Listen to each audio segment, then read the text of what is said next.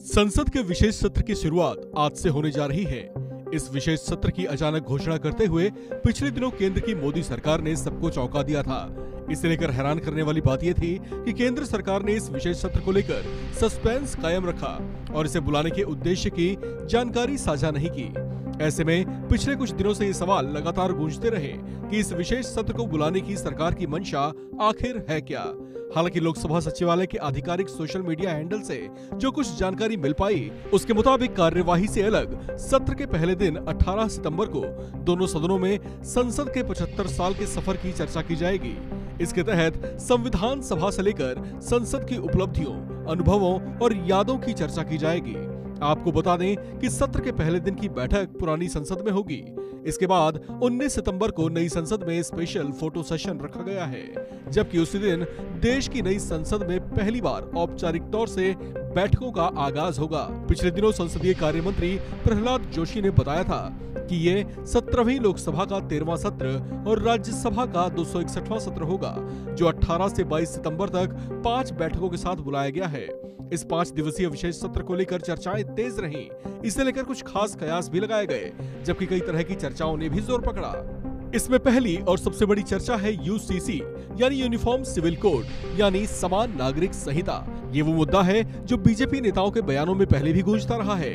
इसे संघ का भी एजेंडा बताया जाता रहा है। इसके लागू होने से देश में सभी धर्मों के लिए एक समान नियम कायदे और कानून लागू हो जाएंगे, यानी तब अलग हिंदू मैरिज एक्ट या शरिया कानून कानूनी रूप से मान्य नहीं होंगे। इसे कुछ राजनीतिक पंडित बीजेपी का पुराना चुनावी एजेंडा बताते रहे हैं। लिहाजा संभावना है कि संसद के विशेष सत्र में इससे संबंधित बिल पेश किया जाए। संसद के विशेष सत्र के उद्देश्यों से जुड़ी दूसरी संभावित चर्चा महिला आरक्षण विधेयक से जुड़ी है। लोकसभा और राज्य विधानसभाओं में 33% सीटें आरक्षित करने का प्रस्ताव है। आरक्षित सीटों को राज्य या केंद्र शासित प्रदेश के विभिन्न निर्वाचन क्षेत्रों में क्रमिक रूप से आवंटित किया जा सकता है। संसद के विशेष सत्र के उद्देश्यों से जुड़ी तीसरी संभावित चर्चा जम्मू कश्मीर को राज्य का दर्जा वापस देने और चुनाव कराने से जुड़ा हो सकता है। इन दिनों सुप्रीम कोर्ट में आर्टिकल 370 की सुनवाई के दौरान भी जम्मू कश्मीर के राज्य का दर्जा बहाल करने और चुनाव की बात उठ चुकी है, जिस पर केंद्र ने कहा है कि वो वहां पर कभी भी चुनाव कराने को तैयार है। ऐसे में संसद सत्र में ये मुद्दा भी गूंज सकता है। हालांकि चर्चा ये भी है कि फिलहाल वहां विधानसभा चुनाव न कराकर स्थानीय निकाय चुनाव करवाए जाएं।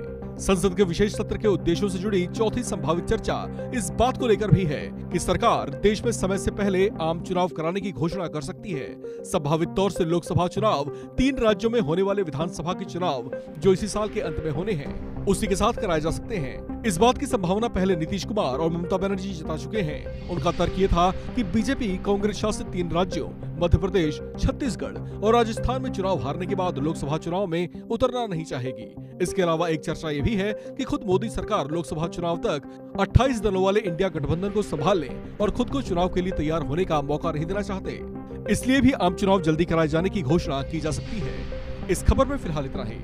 बाकी अपडेट्स के लिए आप बने रहिए वन इंडिया हिंदी के साथ।